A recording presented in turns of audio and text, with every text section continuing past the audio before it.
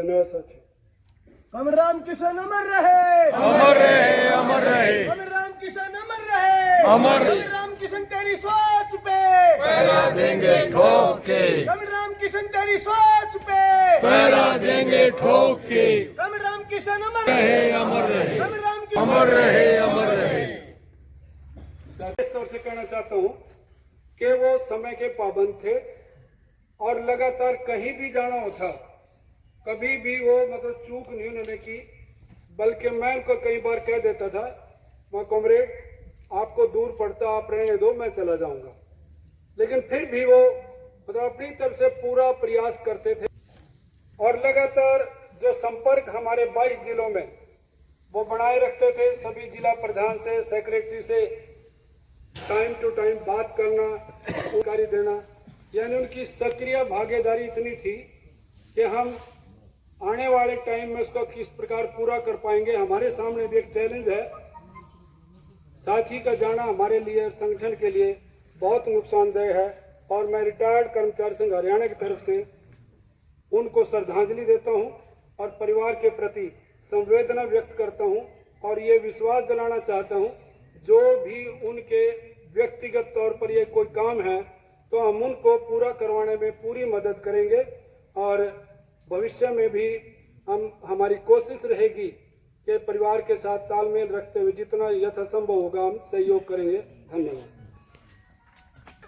Master Bhagat Ram Rohila retired अध्यापक ma'am, उनका शोक प्रस्ताव आया है। Haryana civil pensioners welfare association की तरफ से भी महासचिव जी हैं, उनका भी शोक प्रस्ताव आया है। रिटायर्ड कर्मचारी संघ करनाल, उन्होंने भी शोक प्रस्ताव हमारे बीच में भी दिया है। मैं आमंत्रित करना चाहूंगा अब अखिल भारतीय किसान सभा के राष्ट्रीय उप प्रधान और राज्य के भी उप प्रधान कॉमरेड इंद्रजीत सिंह जी, वो आए और बातचीत रखें। कॉमरेड इंद्रजीत सिंह।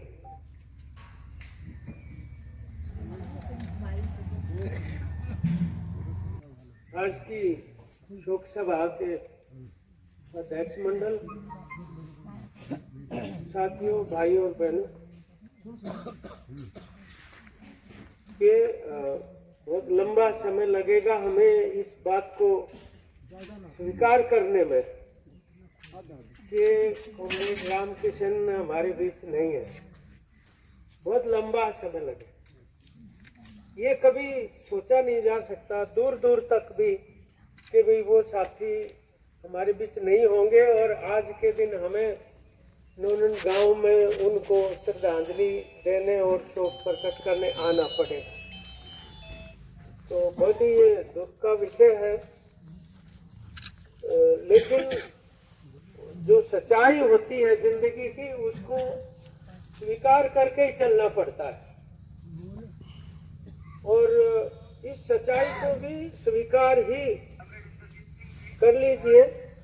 हम सब हमारे बीओ के रूप में यहाँ पर उपस्थित है अध्यक्ष मंडल में, उनमें सर्व कर्मचारी संघ भी हैं, रिटायर्ड कर्मचारी भी हैं, किसान सभा के प्रतिनिधि भी हैं और उन्हीं से संबंधित दूसरे जन संगठनों के भी प्रतिनिधि आज की शोक सभा में यहाँ पर पधारे। बड़ी भूमिका रहती है कर्मचारियों की और हमारे प्रदेश में रही, और मौके में संकट का समय आता है, बहुत कठिन परिस्थितियों में हमारे कर्मचारी आंदोलन ने हरियाणा में जो भूमिका अदा की है वो निश्चित तौर पर सराहनीय रही है। और अब संकट और भी ज्यादा है, आर्थिक भी, राजनीतिक भी, सामाजिक भी। उस संकट की का हमें एहसास है और देश को और प्रदेश को, हमारे समाज को जिस तरह के हस्तक्षेप की जरूरत है वो करना पड़ेगा, ये हमारा इंसानी फर्ज है।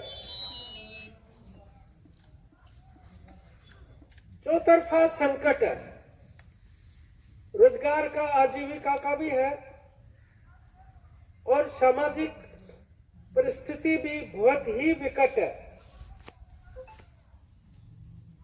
और से देखा जाए तो लाल बहादुर शास्त्री को जय जवान जय किसान का नारा देने वाले नेता के रूप में जाना जाता है।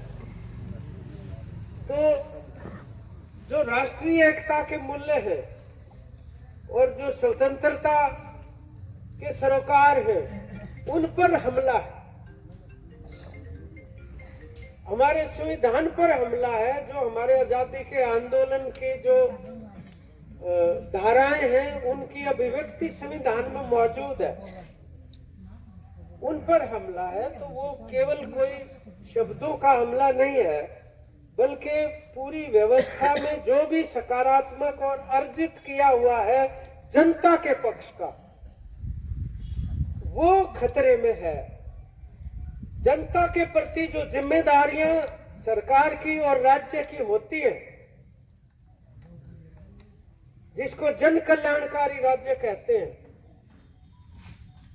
क्योंकि हमें संविधान ने आत्म सम्मान के लिए जीने का हक, केवल जीने का हक नहीं, आत्म सम्मान के साथ जीने का। और ये बुनियादी बात उसके अंदर है कि हिंदुस्तान का प्रत्येक नागरिक जो पैदा होता है यहाँ, उसको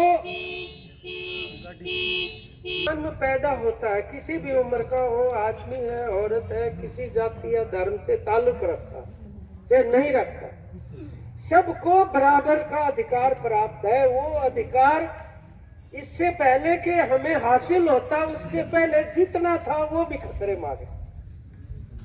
इसलिए हम आज ये मान के चले कि ये भी एक आजादी जैसा ही आंदोलन है। और इसमें एक कर्मचारी होते हुए, वो तो रिटायर्ड थे। अब रिटायर्ड कर्मचारी, उस समय तो पेंशन भी मिलती थी। आज जिस पुरानी पेंशन स्कीम की बात करते हैं, अब तो वो भी बंद, लेकिन वो जिनको मिलती थी वो यहाँ भी बहुत सारे बैठे हैं। इसके बावजूद आप आने वाली नस्लों के लिए जो संघर्ष कर रहे हैं, वो बड़ा महत्वपूर्ण संघर्ष। और हम जब किसान आंदोलन में थे